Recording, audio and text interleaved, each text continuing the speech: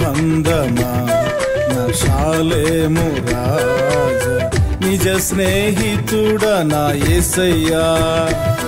నా ప్రియ బంధమా నా షాలేము రాజా, నిజ స్నేహితుడా నా యేసయ్యా. యేసయ్యా యేసయ్యా యేసయ్యా యేసయ్యా యేసయ్యా యేసయ్యా. ప్రియ బంధమా నా షాలేము రాజా, నిజ స్నేహితుడా నా యేసయ్యా.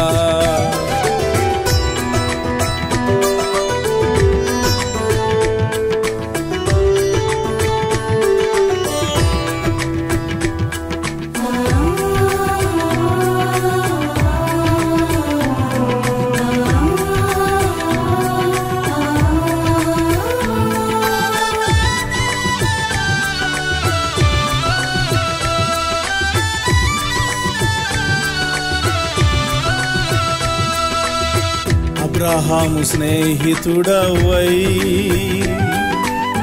ఇశ్రాయేలు సంతతిని దీవించినావే.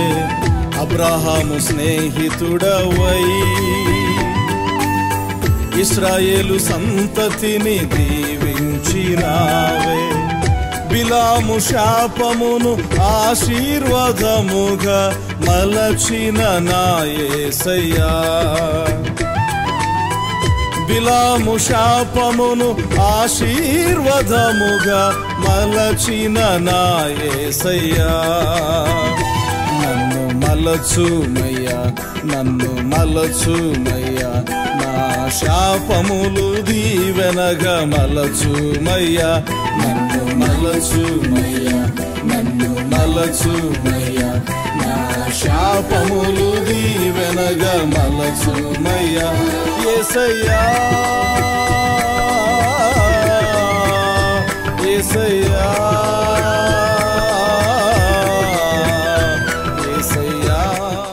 ఇది నా వాక్య ధ్యాన నిమిత్తం పరిశుద్ధ లేఖన భాగములో నుంచి కీర్తనల గ్రంథము 40వ అధ్యాయము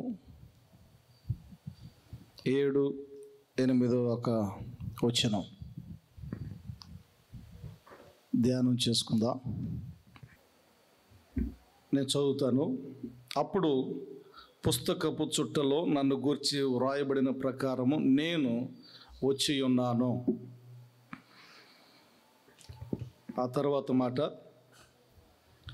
నా దేవా నీ చిత్తము నెరవేర్చుట నాకు సంతోషము. మరొకసారి చదువుకుందాం. అప్పుడు పుస్తకపు చుట్టలో నన్ను గూర్చి వ్రాయబడిన ప్రకారము నేను వచ్చి ఉన్నాను. నా దేవా నీ చిత్తము నెరవేర్చుట నాకు సంతోషము. మరి యొక్క వాక్య భాగాన్ని కూడా చదువుకుందాం. అపోస్తలుడైనటువంటి పౌలు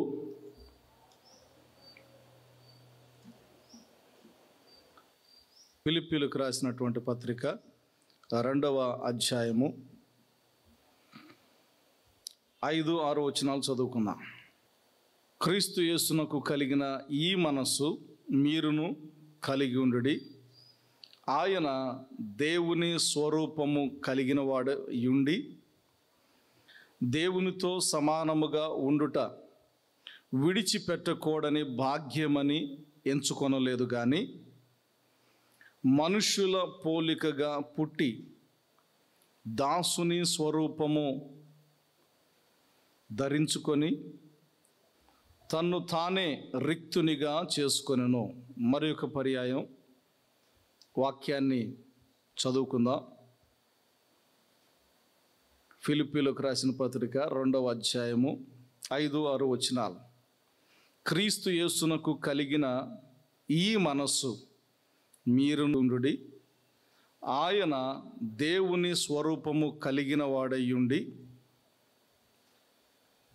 దేవునితో సమానముగా ఉండుట విడిచిపెట్టకూడని భాగ్యమని ఎంచుకొనలేదు కానీ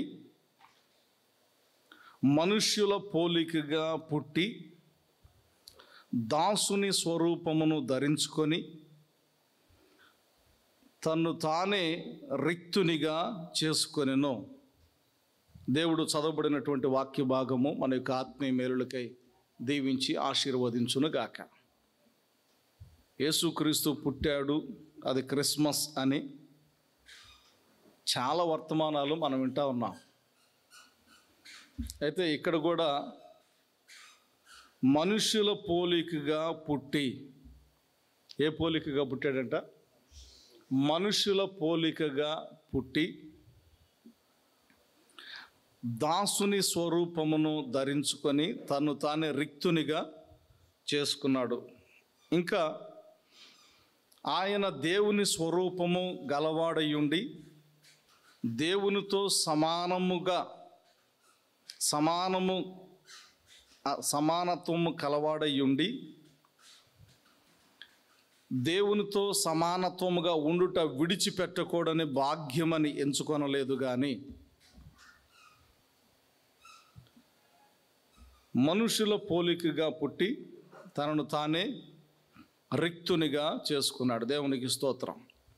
2 సందర్భాలు మనం చదివాం. ఒకటి, ఆయన పుస్తకపు చుట్టలో తనను గూర్చి వ్రాయబడిన ప్రకారం ఆయన వచ్చి ఉన్నాడు, అనగా జన్మించి ఉన్నాడు. అలాగే తండ్రి చిత్తము నెరవేర్చాలి అనేటటువంటి ఉద్దేశంతో, అలాగే ఆయన చిత్తమును నెరవేర్చుటలో సంతోషముతో ఆయన చిత్తాన్ని నెరవేర్చేటటువంటి విధానముతో నడిచినటువంటి సందర్భాన్ని లేఖన భాగంలో చూస్తాం. ఒక్కసారి కుడి చేయి పైకెత్తి దేవునికి స్తోత్రం చెబుతాం. హల్లెలూయా గట్టిగా. రైట్. యేసుక్రీస్తు ప్రభువారు జన్మించారు. అది జగం ఎరిగినటువంటి సత్యం. చరిత్ర కూడా చెప్తుంది క్రీస్తు శకము అని, క్రీస్తు పూర్వము అని. చదువుకున్న వాళ్ళు, తర్వాత చదువు రానివారు, ప్రపంచంలో ఏ దేశం వెళ్ళినా యేసుక్రీస్తు ప్రభువారిని గురించినటువంటి ఆనమాలు, ఆ మాటలు, ఆ చరిత్ర, కనీసం ఎన్ని తెలియకపోయినా యేసయ్య పుట్టాడంట, ఈరోజు క్రిస్మస్ అనేది మాత్రం ప్రతి ఒక్కరికి తెలుసు. సో ఆ క్రమములో ఆయన పుట్టుకను గురించి జ్ఞాపకం చేసుకుంటే, ఆయన ప్రవచనాల ద్వారా, ప్రవచనం అంటే భవిష్యత్తులో జరగబోయేటటువంటి దాన్ని ఇప్పుడు మనం చెప్పేటటువంటి దాన్ని ప్రవచనం అంటారు. భవిష్యత్తులో జరగబోయేటటువంటి ప్రక్రియను, సందర్భాలను ఇప్పుడు చెప్పేటటువంటి విధానం ఎవరికైనా, who ever it may be, ఎవరైనా చెప్పగలిగితే దానిని ప్రవచనం అంటారు. ప్రవచనాలు చెప్పబడినట్లుగా, లేఖనాలు చెప్పబడినట్లుగా యేసుక్రీస్తు ప్రభువారు పుట్టారు అనే మాట 40వ అధ్యాయంలో 7వ వచనంలో చూస్తాం. అంత మాత్రమే కాదు కానీ ఆయన పుట్టింది తండ్రి చిత్తాన్ని నెరవేర్చడానికి పుట్టాడంట. ఎందుకు పుట్టాడు ఆయన? తండ్రి చిత్తాన్ని నెరవేర్చడానికి పుట్టాడు. తండ్రి చిత్తం నెరవేర్చడానికి పుట్టాడు అనంటే ఆయన చిత్తానికి అంగీకారం తెలపటమే, అది చాలా ధైర్యం ఉండాలి, గట్స్ ఉండాలి. ఆయన చిత్తానికి సమర్పించుకోవటమే చాలా గట్స్ ఉండాలి. నేను దేవుని చిత్తంలో నడుస్తున్నాను అని ధైర్యంగా నిలబడి చెప్పగలిగినటువంటి వ్యక్తులు ఎవరన్నా ఉన్నారు అనంటే కొన్నిసార్లు ఏళ్ల మీద కూడా లెక్క పెట్టుకోలేం. అంత మాత్రమే కాదు కానీ అంగీకారం తెలపటమే కాదు కానీ దేవుని చిత్తం నెరవేర్చుటలో సంతోషించటం అంటే దానికంటే ఇంకా గట్స్ ఉండాలా. ధైర్యం ఉండాల. తన కొరకు తను బ్రతకకుండా ఎందుకు వచ్చారంటే, యేసయ్య ఎందుకు వచ్చాడు? తన కోసం తను బ్రతకటానికి కాదు, తండ్రి చిత్తాన్ని నెరవేర్చటానికి ఆయన పుట్టాడు. తండ్రి చిత్తం ఏంటయ్యా అనంటే, లేఖనంలో రాయబడినటువంటి మాట, తండ్రి చిత్తం గురించి రాయబడినటువంటి మాట యెషయా గ్రంథంలో చూస్తూ ఉంటాం. యెషయా గ్రంథంలో 53వ అధ్యాయంలో ఆయన ఏమేమి అనుభవిస్తాడు అనేటటువంటి మాటలు అక్కడ చూస్తాం. ఏమేమి అనుభవిస్తాడు అనేటి క్లియర్గా ఉంటాయి. దానికంటే ఇంకా ముందు మార్కు సువార్త 1:12లో కూడా మరి ఒక సందర్భాన్ని చూస్తాం. ఆయన రావటం బాప్తిసం పొందిన తర్వాత అక్కడ రాయబడినటువంటి మాట, మార్కు సువార్త 1వ అధ్యాయము 12వ వచనములో, వెంటనే, ఎప్పుడు ఆయన బాప్తిసం తీసుకున్నాడు, బాప్తిస్మము తీసుకున్న వెంటనే పరిశుద్ధాత్మ ఆయనను అరణ్యములోనికి త్రోసి కొనిపోయిను. ఏముంది అక్కడ? కొనిపోబడెను అనంటే ఆ విధానం వేరు. త్రోసి కొనిపోబడెను అనంటే we can see that forcing. త్రోసి, త్రొయ్యటం అంటే మెల్లికి దోస్తారా, ఇసిరి పడేస్తారా? త్రో అన్నాడు అనుకో, ఏం చేయాలా? బాల్ ఏం చేయాలా? ఇసిరేయాల మెల్లిగా. ఇది ఇట్టకంటారా? Throw correct. త్రో అంటే వెళ్ళి పగిలిపోవాలంతే, వికెట్ పగిలిపోవాలి. త్రోసి, తెలుగులో కూడా మీనింగ్ ఒకటే ఉంటుంది అనుకుంటా. Approximately the meaning will be same. ఆయన త్రోసి కొనిపోబడ్డాడు అంటే, ఎందుకు త్రోసి కొనిపోబడ్డాడంటే శోధించబడటానికి, అంతేనా? లేకపోతే లగ్జరీ అనుభవించడానికే? సాతాను ఏది 40 దినాలు ఉపవాసంతో ప్రార్థన చేయటానికి కదా. ఇప్పుడు అది లగ్జరీ కోసం వెళ్ళాడా, లేకపోతే శ్రమ కోసం వెళ్ళాడా? శ్రమ కోసం వెళ్ళాడు. బాధను భరించటానికి వెళ్ళాడు, నొప్పిని భరించటానికి వెళ్ళాడు, ఆకలి భరించటానికి వెళ్ళాడు, దప్పిక భరించటానికి వెళ్ళాడు, శరీరాన్ని నలగొట్టుకోవటానికి వెళ్ళాడు. అంతేనా? ఒక అర్ధగంట మోకరిస్తే, ఒక అర్ధగంట ప్రార్థన చేస్తే శరీరం నలిగినట్ట కాదా? ఒక అర్ధగంట కన్నీరు గార్చి, దేవా నీవే సహాయం చేస్తావు, నువ్వే నాకు దిక్కు, ఇంకా సహాయం ఎవరు లేరు అని ఏడ్చి కన్నీరు కార్చి రోధించి, ఒక అర్ధగంట చాలు, రోధిస్తే శరీరం నలుగుద్దా నలగదా? నలుగుద్ది. అలాంటిది 40 దినాలు ప్రార్థన చేస్తే తన శరీరంను నలగొట్టుకునేట దానికి వెళ్ళాడు. అపవాది చేత శోధించబడటానికి వెళ్ళాడు, ఆకలిని ఎదుర్కోవటానికి వెళ్ళాడు, దప్పికని ఎదుర్కోవటానికి వెళ్ళాడు. సో ఆయన పుట్టింది, ఈ పుట్టుక ఎట్లాగా మార్చేశారంటే సందడే సందడే అని మార్చారు. సందడి అనే పదాలు ఎక్కడ లేవు అక్కడ. ఈ సందడి నేను అనుకున్నా, ఈ బైబిల్లో చాలాసార్లు నేను ఎతికా సందడే, ఆయన పుట్టుక గురించి సందడే సందడి ఎక్కడన్నా ఉందా బైబిల్లో, సందడి అని ఎక్కడ రాసి ఉందా అని చూసా. ఎందుకంటే నాకు కూడా మరీ అంతగా దేవుని కొరకు పాటలు రాసే అంత టాలెంట్ లేకపోయినా ఒక 10 పాటలు రాసా. ఆ పిచ్చి ఎంతో కొంత ఉంది. ఆ సందడి అనే పదం ఎక్కడన్నా ఉందా అని ఆ బైబిల్ చదివి, ఒకసారి ఈ చదువు కొంచెం నాకు ఎక్కువసేపు చదవలేను, ఆడియో బైబిల్ కూడా వింటా ఉన్నా ఎక్కడా సందడి లేదు. ఆయన పుట్టుక గురించి, ఆయన పుట్టుకలో ఆయనకు పుట్టుకునిచ్చినటువంటి తల్లి అయిన మరియా, పుట్టినటువంటి ఈయన, వారికి సహకరించినటువంటి యోసేపు, ఎవరెవరైతే ఉన్నారో వారు అన్ని ఇబ్బందులు పడినట్లుగానే ఉన్నాయి, కానీ సందడి లేదు. క్రిస్మస్ అంటే ఎట్లాగైపోయిందంటే, అన్ని రోజులు బాగానే ఉంటాం, బాగానే తింటాం, క్రిస్మస్ రోజే 10 వెరైటీలు చేసి కడుపును మొత్తం ఇంజిన్ మొత్తాన్ని చెడగొట్టేస్తారు. ఇది ఏది తిండిపోతుల పండగ అని పెట్టుకుంటే బాగుంటుంది అనుకుంటా, క్రిస్మస్ పండగ అని కాకుండా. క్రిస్మస్ పండగ, క్రిస్మస్ మీనింగ్ వేరు అసలు. ఆ రోజే కొంతమంది చర్చికి కూడా రాకుండా ఏమో అలసిపోయానమ్మా, అలసిపోయానయ్యా, ఇల్లు కడిగి తుడిసి అరిసెలు చేశాను, చక్రాలు చేశాను, అది కొంచెం మిగిలితే ఇంకోటి ఏదో మొత్తానికి ఏదో చిన్నప్పుడు తల్లిగారు గుర్తొచ్చారులే.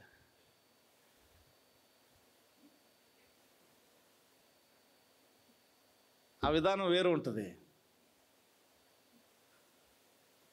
క్రిస్మస్ పండగ అనేది యేసయ్య పుట్టిన విధానం తను లగ్జరీ అనుభవించటానికి కాదు. నాకు ఆ పదాలు చదివేటప్పుడు ఈ ఫిలిప్పీలకు రాసినటువంటి పత్రికలు ఆ పదాలు చదివాం కదా, యేసయ్య పుట్టినటువంటి విధానం,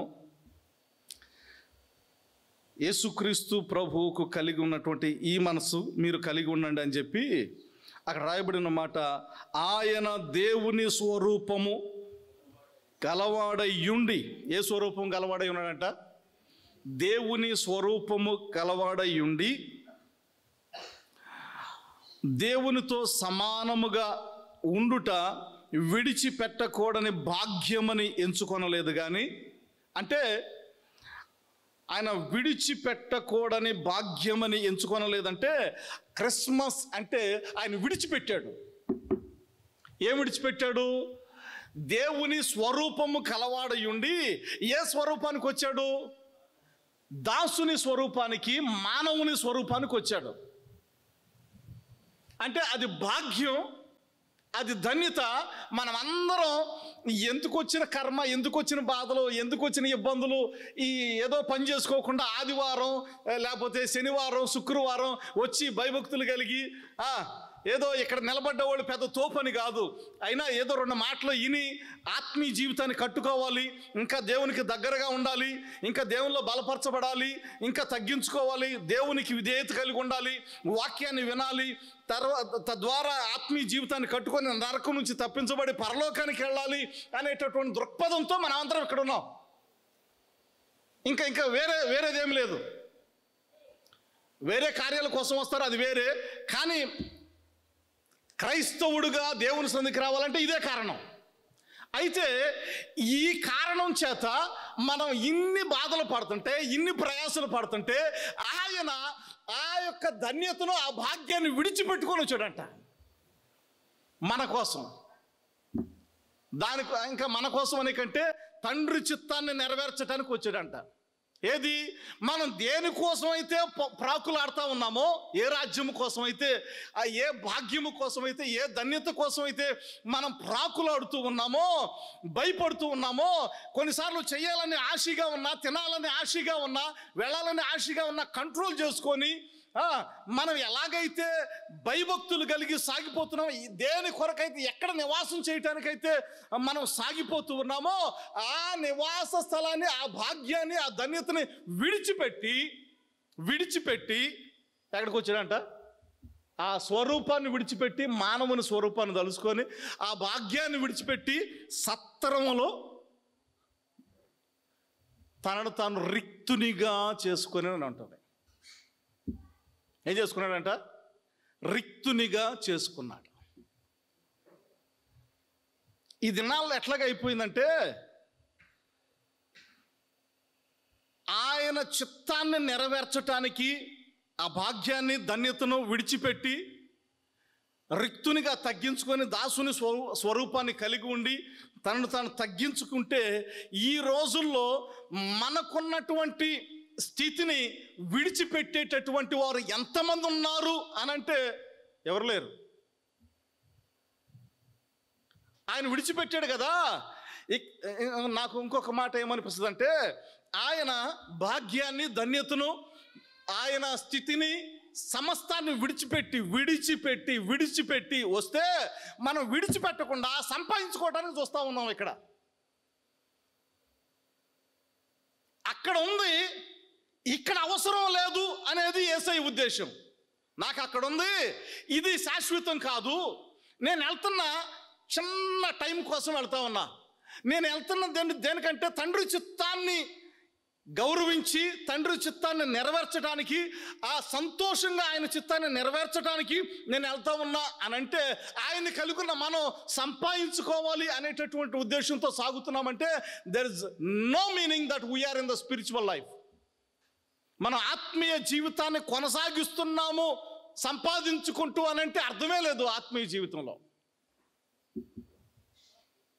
ఆయన ఈ లోకంలో ఉన్నప్పుడు అన్నీ విడిచిపెట్టేశాడు. పరలోకాన్ని విడిచిపెట్టాడు, ఆ భాగ్యాన్ని విడిచిపెట్టాడు, సమస్తాన్ని విడిచిపెట్టాడు. మనం క్రిస్మస్గా క్రీస్తు పుట్టుక జరుపుకుంటున్నటువంటి మనము దేవుని కోసం మనం ఏమి విడిచిపెట్టగలుగుతాం?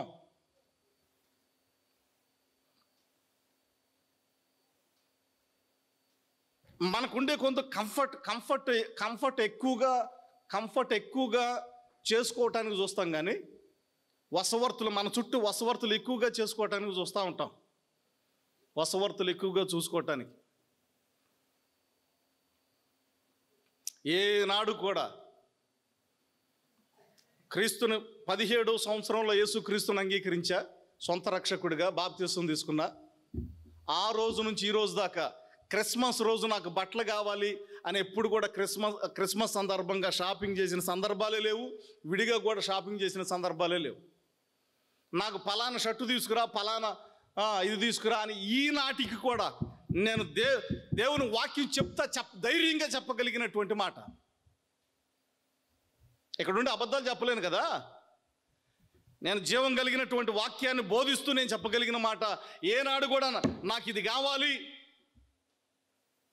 నాకు ఈ షర్ట్ కావాలి, ఈ ప్యాంట్ కావాలి, లేకపోతే చికెన్ కావాలి, మటన్ కావాలి, ఏనాడు కూడా నేను ఏ సందర్భంలో కూడా అడిగిన సందర్భాలు లేనే లేవు.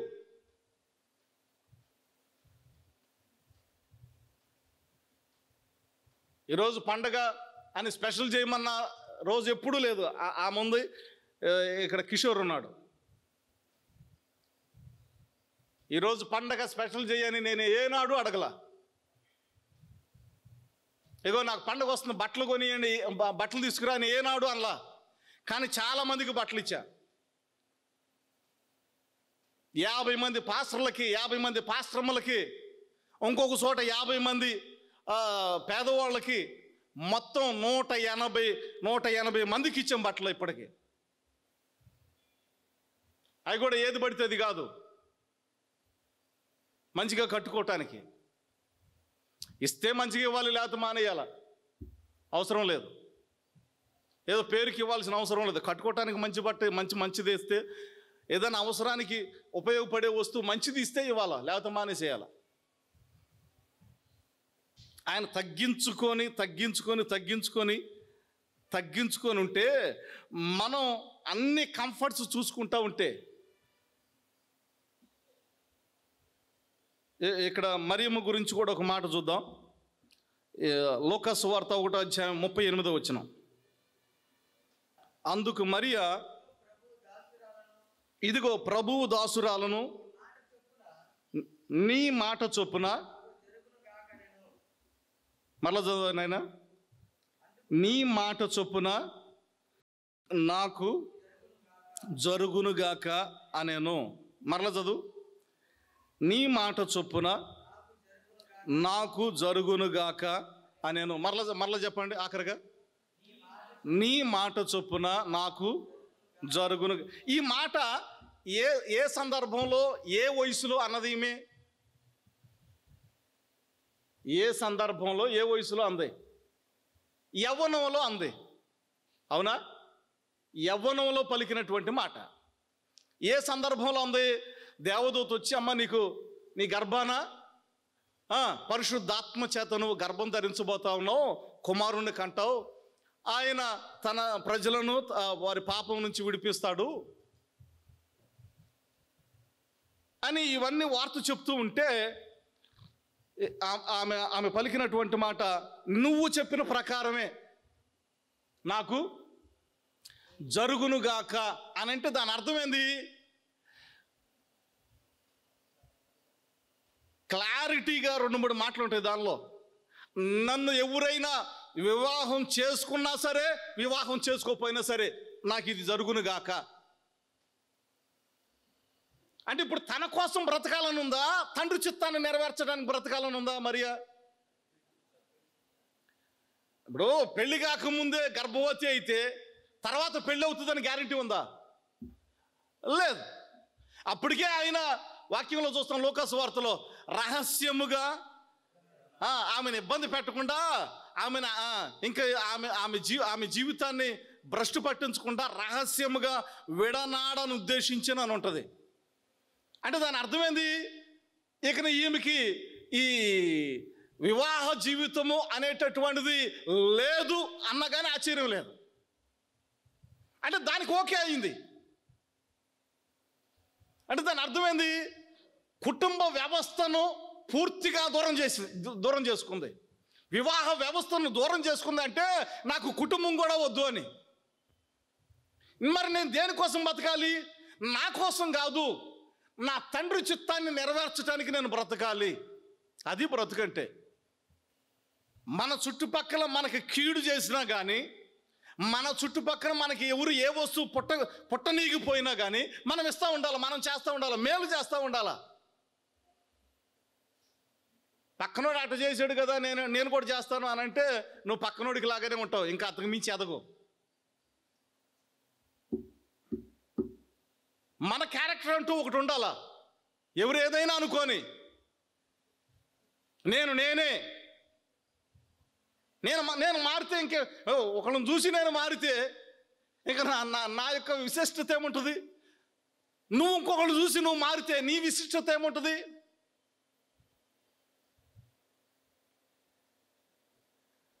ఆశ్చర్యం అనిపించింది. యవ్వనంలో అందరూ వివాహం కోసం చూస్తారైతే,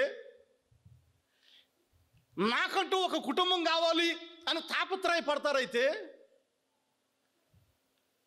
తన శరీర ఏచ్ఛలు, తన భవిష్యత్తు శరీరానుసారంగా తనకుండేటటువంటి సంతోషము సమస్తాన్ని విడిచిపెట్టింది. మనమేం విడిచిపెడతాం? ఒక ఆయన బ్యాంక్ మేనేజర్ అంట, ఏది ఇయర్స్ బ్యాక్, ఇప్పుడు మేనేజర్ కాదు. అప్పట్లో ఈ చెక్క కుర్చీలే ఉంటాయి. ఇప్పుడు వచ్చిన మామూలు స్మూత్గా ఇక ఎడు తిప్పితే అడు తిరుగుతూ ఉంటుంది. ఈ కథ వేరే ఉంటుంది.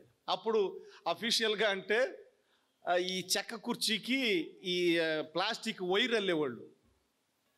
ఆ కుర్చీలో లంచ్ అయిపోయిన తర్వాత ఒక గంట పడుకుంటాడంట బ్యాంక్ మేనేజర్. అది 30 సంవత్సరాలు ఆయన ఉద్యోగం చేశాడు. 30 సంవత్సరాలు ఒక లంచ్ చేయగల ఒక గంట పడుకునేవాడు. రిటైర్డ్ అయిపోయాడు. ఆ కుర్చీ ఇంటికి కూడా అదే స్టైల్లో కుర్చీ ఇంటికాడ కూడా చేయించుకొని మధ్యాహ్నం లంచ్ అయిన తర్వాత ఒక గంట పడుకునేవాడు. ఈ ఇయర్స్ గ్యాప్ వచ్చింది కదా, 30 సంవత్సరాలు కంటిన్యూగా. అంటే ఆ జనరేషన్ వేరు, ఇప్పుడున్న జనరేషన్ వేరు. ఒక యవనస్తుడు ఒక ఆయన భోజనానికి వెళ్ళాడు వాళ్ళ ఇంటికి. భోజనం అయిపోయిన తర్వాత, అయ్యా ఒక గంట ఒక కునికేస్తాను అని ఆ కుర్చీ మీద పడుకున్నాడు ఆయన. ఈయన ఆంటీ అని కేకేసి, అంకుల్ ఏంది వెళ్ళి బెడ్ మీద పడుకోవచ్చు కదా, మంచిగా ప్రశాంతంగా ఒక గంట బెడ్ మీద పడుకోవచ్చు కదా, కుర్చీ మీద పడుకున్నాడు ఏంది అని అంటే, అయ్యా అది ఇప్పుడుది కాదు, అది 30 సంవత్సరాల నుంచి ఆయనకి అది అలవాటైపోయింది. ఏమైపోయింది? అలవాటైపోయింది. కొంతమంది 30-40 సంవత్సరాల జీవితం గడిచిన తర్వాత వాళ్ళతోనే ఉన్నాను అనే ఫోబియాలో బతుకుతారు. ఆ ఫోబియాలో అది అలవాటైపోద్ది. ఇక ఆ ప్రపంచం అది అలవాటైపోద్ది. ఎందుకు ఈ విషయాలు చెప్తున్నానంటే, మన తరం అయిపోయిన తర్వాత ఒకవేళ ఎప్పటికైనా కన్ను మూయాల్సిందే. మన గురించి ఎవరైనా ఆయన ప్రతిరోజు చర్చిలో ఉండేవాడండి. ఉదయం చర్చిలోనే ఉండేవాడు, సాయంత్రం చర్చిలోనే ఉండేవాడు. ఆ డ్యూటీకి ఏమి వెళ్ళొస్తాడో, ఆ పనికి ఏమి వెళ్ళొస్తాడో, ఆ పార పనికి ఏమి వెళ్ళొస్తాడో, లేకపోతే ఆ డ్యూటీకి ఏమి వెళ్ళొస్తాడో, ఉదయం సాయంత్రం చర్చిలోనే కనపడేవాడు అండి. అంత భక్తిపరుడండి అని సాక్ష్యం ఇస్తే, మన గురించి ఎవరన్నా రోజు వచ్చి 1 గంట ప్రార్థన చేసుకుని వెళ్తాడండి. దేవుని మందిరంలో 1 గంట ప్రార్థన చేసుకుని వెళ్తాడు. అంటే ఎందుకు ఈ మాటలు చెప్తున్నానంటే, దేవుని కోసం, దేవుని చిత్తం కోసం మనం ఏం చేస్తూ ఉన్నాం? దేవుని చిత్తం కోసం మనం ఏం చేస్తూ ఉన్నాం? దేవుని చిత్తాన్ని నెరవేర్చడానికి మనం ఏం చేస్తూ ఉన్నాం? ఇంకా నేను అంటాను కదా, ఒక్క వ్యక్తి శరీరధారిగా ఈ లోకానికి, ఆయన దేవుడే, దేవుని స్వరూపమే, కానీ ఇక్కడ పరిపూర్ణ మానవుడిగా జన్మించాడు కదా, అవునా కదా? పరిపూర్ణ మానవుడిగా జన్మించాడు. అంటే పరిపూర్ణ మానవుడిగా ఉండి శరీర తత్వాన్ని, పరిపూర్ణమైనటువంటి శరీర తత్వాన్ని కలిగి ఉండి తండ్రి చిత్తాన్ని నెరవేర్చేటటువంటి విషయంలో బలంగా తన కొరకు తను జీవించకుండా తన తండ్రి చిత్తాన్ని నెరవేర్చడానికే, శ్రమలు పడటానికే, నిందలు పడటానికే, కొరడా దెబ్బలు తినటానికే, సిలువలో బలిగా అర్పించబడటానికే, చనిపోవటానికే, తిరిగి పునరుద్ధానుడిగా లేవటానికే, ఆరోహణుడు అవటానికే, మళ్ళా తిరిగి రాబోవటానికే ఒక వ్యక్తి తనను కొంచెం తనకున్నటువంటివి విసర్జించి తండ్రి చిత్తాన్ని నెరవేర్చడానికి ఒక్క వ్యక్తి కంకణం కట్టుకుంటే ప్రపంచం మొత్తం మారుమోగిపోతుంది క్రిస్మస్ అని.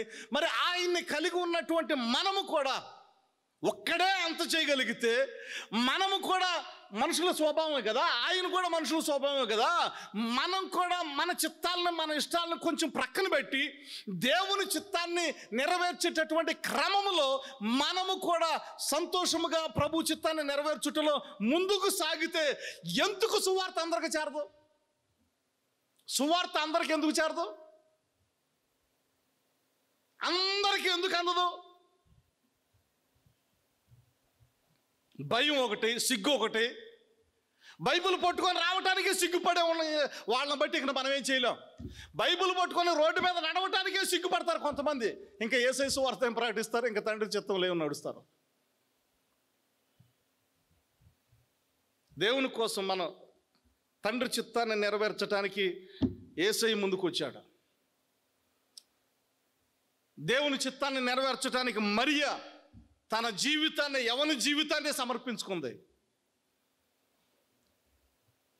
తండ్రి చిత్తాన్ని నెరవేర్చడానికి నీవు నేను ఏం విడిచిపెట్టగలుగుతాం? ఆయన ఇక్కడ పుట్టాలని, అందరిని రక్షించాలని 2024 సంవత్సరాల క్రిందటే తండ్రితో ఉండుట భాగ్యమని ఎంచుకొనక విడిచిపెట్టి ఈ లోకంలో పుట్టాడు. అదే క్రిస్మస్. మరి మనమేం విడిచిపెడతాం? మనం ఏం విడిచిపెడతాం? క్రిస్మస్ రోజు మనం కొన్న ఎదుటోళ్ళకి ఇప్పటానికే ధైర్యం చాలదాం. పండుగ రోజు మనం కొనుక్కుంటాం బట్టలు, అదే బట్టలు నీ పక్కింటి వాళ్ళకి ఇప్పి, ఒక 5,000 పెట్టి కొంటావు బట్టలు, అయ్యే బట్టలు పక్కింటి వాళ్ళకి గొడిపి ఇంకొక 5,000 పెట్టి ఇప్పించేదాకా పోయావు. వండుకున్నది పక్కింటి వాళ్ళు వస్తేనే మూతేసి పక్కన పెడతాం. మూతయి వాళ్ళు వెళ్ళిపోయిన తర్వాత తెరువు మూత తెరు. చిచ్చి ఇంతకంటే దౌర్భాగ్యం. ఆయన విడిచిపెట్టి ఈ లోకానికి వచ్చి రక్షకుడిగా ఈ లోకానికి వస్తే మనం దాచుకుంటా ఏం చేస్తాం? ఈరోజు రేపు పోతాం. ఎవరు శాశ్వతం కాదు కదా. పోతామా పావా? నీకున్నవి నువ్వు విడిచిపెడతావా?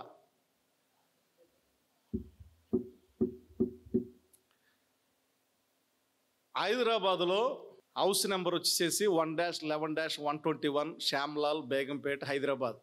Pin code number 500016. అది ఇప్పుడు చర్చి కట్టబడిన ప్లేస్. చర్చి కట్టబడింది. మంచిగా ఒక 50 మంది కరెక్ట్గా ఉన్నారు హైదరాబాద్లో. ఇది విడిచిపెట్టి ఒక 100 మంది సేవకులను తయారు చేస్తావా అని ప్రేరేపణ వచ్చింది. ఇది విడిచిపెట్టి భయంకరంగా ఏడుపు వచ్చేసింది. ఇది విడిచిపెడతాం నాయన, ఏదైనా విడిచిపెడతాను. లారీ కట్టుకొని సామాన్ తీసుకొని వచ్చాం. కిషోర్ ఉన్నాడు. నా భార్య అంది, ఇక్కడ ఉంది కదా, ఇంక అక్కడికి వెళ్తే ఏం చేస్తావు, అక్కడ ఏముంది, ఆధారం ఏముంది, అప్పటికే సగం జీవితం అయిపోయింది. కట్టుకున్నది ఏదో కట్టుకున్నావు, ఇక్కడ మంచిగా ఉంది హైదరాబాదులో. దేవుడు విడిచిపెట్టమన్నాడు, విడిచిపెడుతున్నా. హైదరాబాదు సంఘాన్ని, ఆ డిగ్నిటీని, ఇక్కడికి వచ్చిన తర్వాత చాలామంది చాలా అనుకున్నారులే, అక్కడ ఎందుకు విడిచిపెట్టాడు, నేను ఏ ఉద్దేశంతో వచ్చాను పక్కన పెట్టేసేసి అసలు అక్కడ ఎందుకు విడిచిపెట్టాడు. 13వ తారీఖు హైదరాబాద్లో క్రిస్మస్ జరిపించాం. ప్రతి నెల 2వ ఆదివారం వెళ్ళి రొట్టె ద్రాక్ష రసం ఇచ్చి వస్తా. మిగిలిన రోజుల్లో అక్కడున్న విశ్వాసులు జరిపిస్తూ ఉన్నారు. ఇప్పటికీ ఉంది. మరలా అడ్రస్ చెప్తున్నా, 1-11-121 శ్యామ్లాల్ బిల్డింగ్, అది బేగంపేటలో ఉంటుంది, హైదరాబాద్. పిన్ కోడ్ నెంబర్ కూడా చెప్పా, 16 అని. విడిచిపెట్టమన్నప్పుడు దేవుని చిత్తాన్ని నెరవేర్చడానికే ఉన్నాం. మనం విడిచిపెట్టకపోతే ఏదో ఒక రోజు మొత్తాన్ని విడిచిపెట్టి, లోకాన్ని విడిచిపెట్టి వెళ్ళాలి. అదైతే కంపల్సరీ. దానికి ముందే దేవుడు విడిచిపెట్టమన్నది విడిచిపెడితే ఏదైనా రివార్డ్ అన్న వస్తుంది అని, అంతేనా? ఇప్పుడు దేవుడు విడిచిపెట్టమన్నాడు, విడిచిపెట్టలా, పట్టుకుంటాం. ఎంతకాలం పట్టుకుంటాం? మా అయితే 10 సంవత్సరాలు, 20 సంవత్సరాలు తర్వాత మొత్తాన్ని విడిచిపెట్టాలి కదా. ఆయన విడిచిపెట్టకూడని భాగ్యమని ఎంచుకొనక దాసుని స్వరూపం ధరించటానికి, మనుషునిగా జన్మించటానికి, తనను తాను రిక్తునిగా చేసుకోవటానికి తనను తాను తగ్గించుకున్నాడు అని చూస్తాం.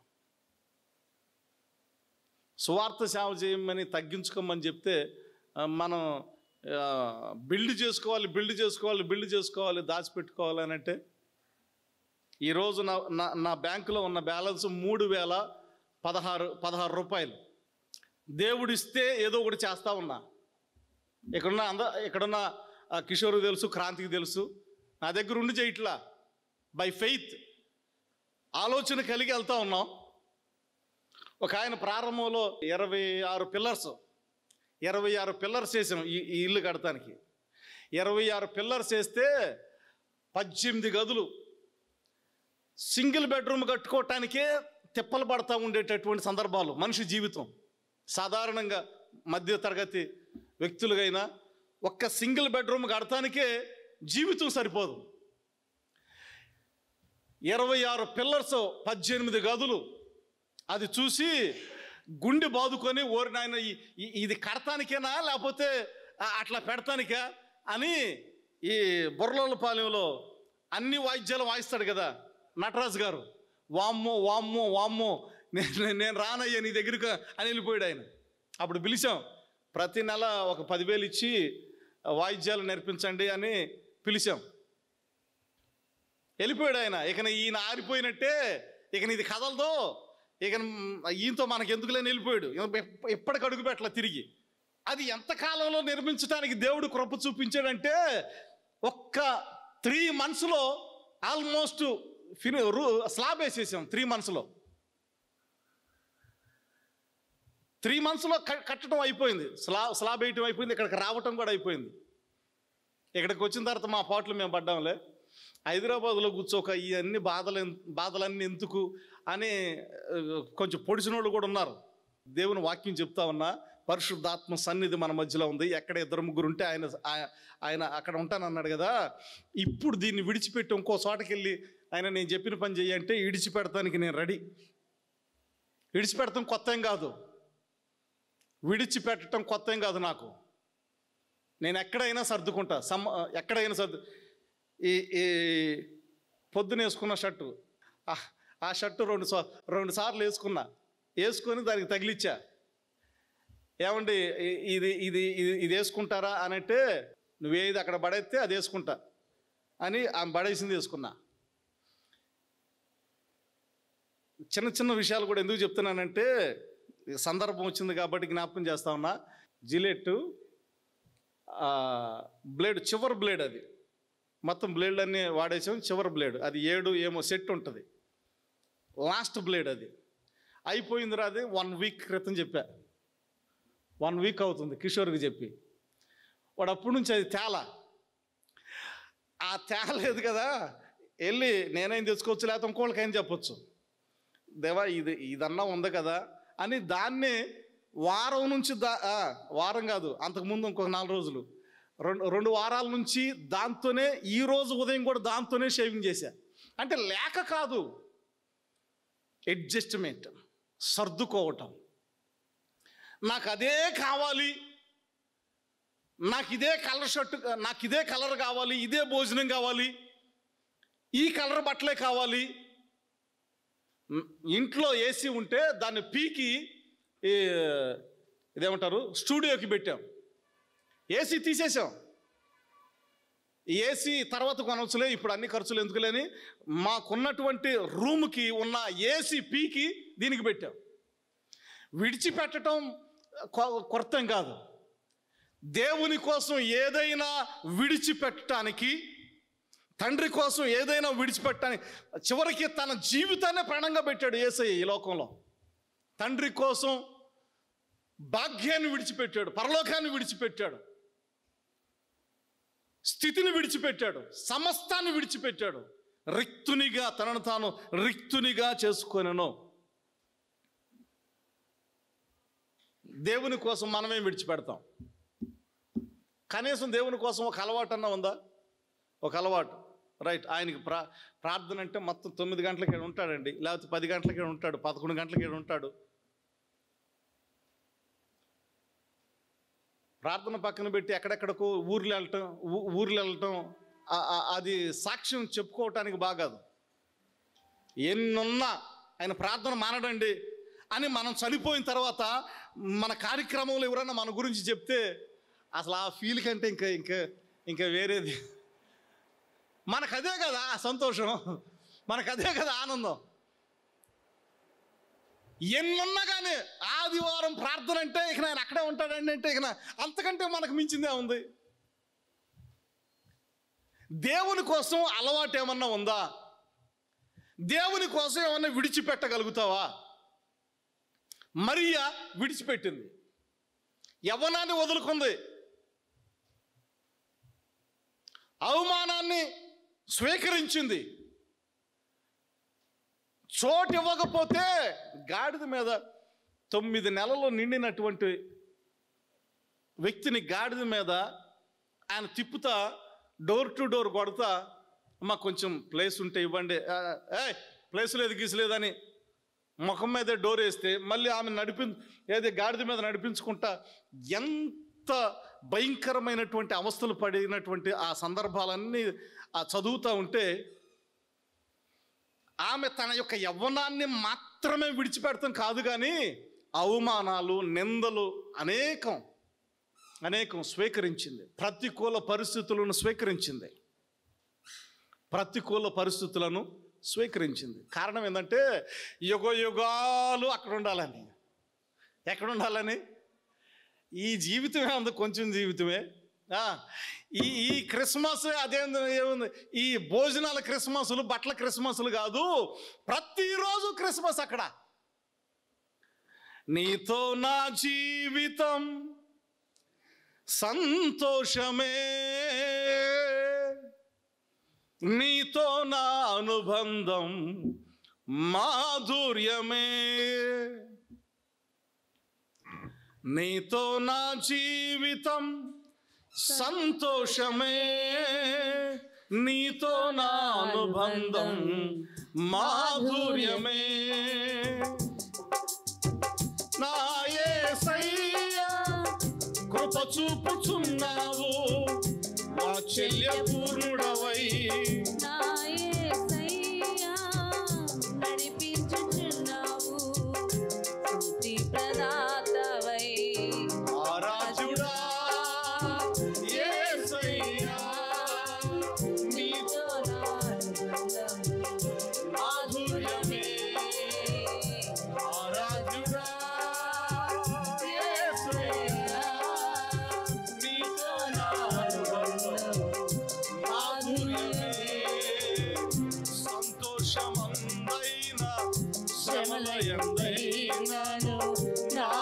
స్తుతి కీర్తనకు ఆధారము నీవు సంతోషమందైనా శ్రమలయందైనను నా స్తుతి కీర్తనకు ఆధారము నీవు నిత్యమైన మహిమలో నన్ను నిలుపుటకు శుద్ధ సువర్ణముగా నన్ను మార్చుచున్నావు నిత్యమైన మహిమలో నన్ను నిలుపుటకు శుద్ధ సువర్ణముగా నన్ను మార్చుచున్నావు ఆరాధ్యుడా యేసయ్యా నీతో నా అనుబంధం మాధుర్యమే ఆరాధ్యుడా యేసయ్యా నీతో నా అనుబంధం మాధుర్యమే.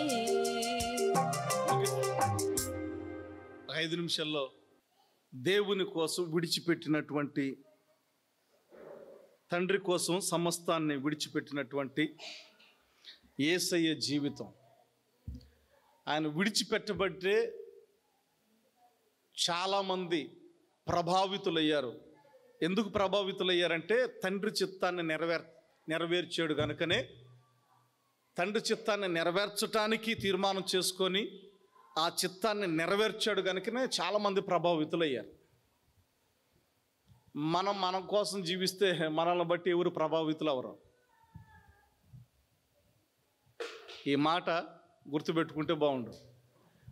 మన కోసం జీవిస్తే ఎవరు ప్రభావితులు అవరు. మనం తండ్రి చిత్తాన్ని నెరవేర్చడానికి తీర్మానం చేసుకొని మన ఇష్టాలను ప్రక్కన పెట్టి తండ్రి చిత్తాన్ని మన జీవితంలో నెరవేర్చగలిగితే నీ ద్వారా అనేకులు ప్రభావితులవుతారు, అనేకులు ఆశీర్వదించబడతారు. నీ జీవితానికి, నా జీవితానికి ఒక అర్థం అనేటటువంటిది మన జీవితానికి ఉంటుంది. ఇంకా ఇంకా ఇంకా ప్రైమరీ క్లాసు, ప్రైమరీ ఒకటి ఎల్కేజీ, యూకేజీ ఈ తరగతుల్లోనే ఉంటాం. మన జీవితాన్ని మనం కట్టుకునే స్థితిలోనే ఉంటాం. ఆత్మీయంగా కూడా ఎట్లాగంటే నా జీవితాన్ని కట్టుకోవాలి అనేటటువంటి విధానంలోనే సాగిపోతాం. కానీ నా జీవితం ఆల్రెడీ వాక్యం మీద ఉంది. నేను బండ మీద నిలబడ్డాను. ఎక్కడ నిలబడ్డాను? బండ మీద నిలబడ్డాను. ఇంకా నాకు అవసరం లేదు. నేను ఇంకా ఇతరుల కోసం తండ్రి చిత్తాన్ని నెరవేర్చి అనేకులకు నేను ఆశీర్వాదకరంగా ఉండాలి అని తీర్మానం చేసుకునే వాళ్ళు లేరు. ఇంకా ఎదగల, ఇంకా ఆత్మీయంగా మరుగుజ్జుగానే ఉన్నారు.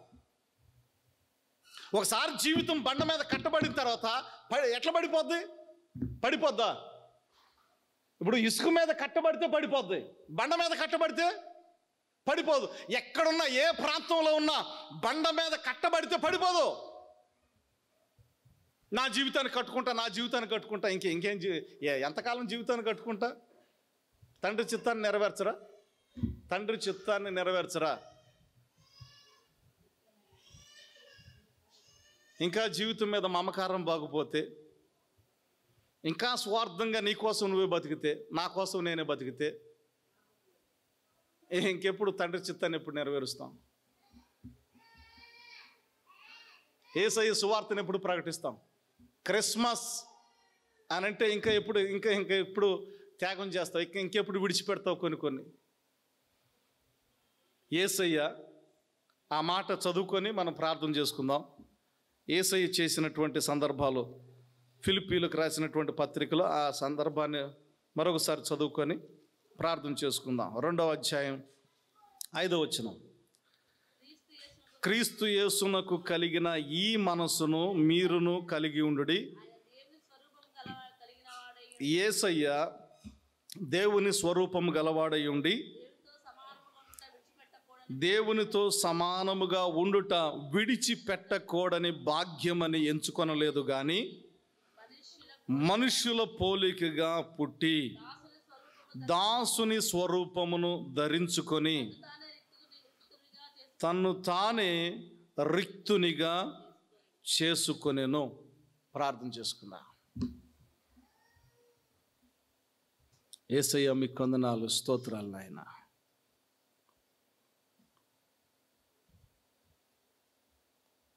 లేఖనములో రాయబడిన ప్రకారం మీరు జన్మించారు. మేము కూడా లేఖనములో రాయబడిన ప్రకారమే జన్మించాం. ఎందుకంటే మేము పిండము కాకముందే మమ్మల్ని ఎరిగిన దేవుడు. మేము కూడా లేఖనానుసారంగానే జన్మించాం.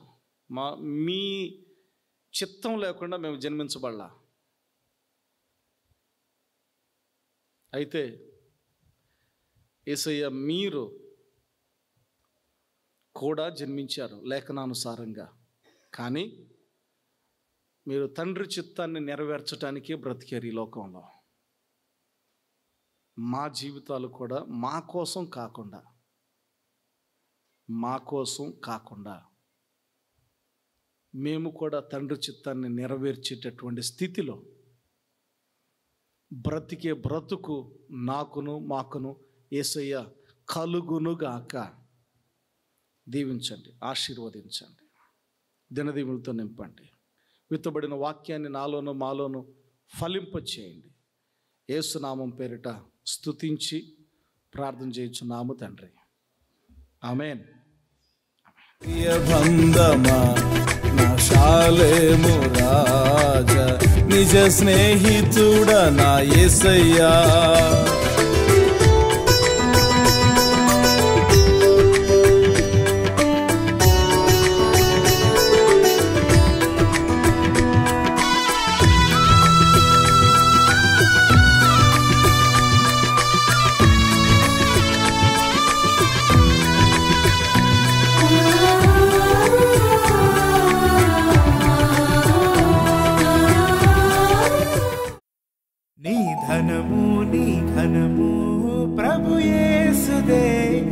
దశమా భాగమునియ వెనుదీతువా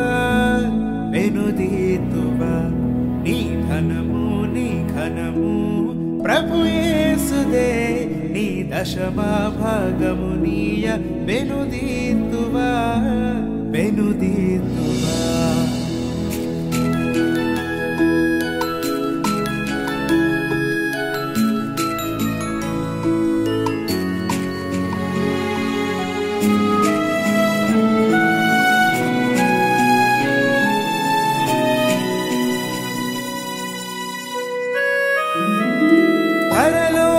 ధనధాన్యములనీయగా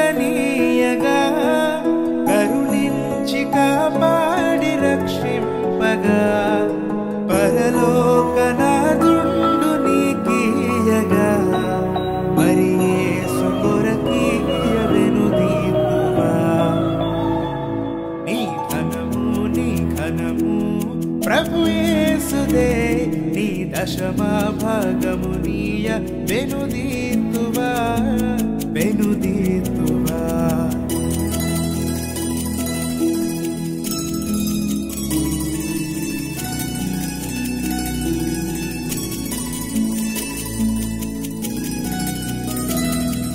పాడి పంటలు ప్రభువు నీకీయగా, కూడు గుడ్డలు నీకు దయచేయగా, వేడంగ ప్రభు యేసు నామమును కడువేల ప్రభుకి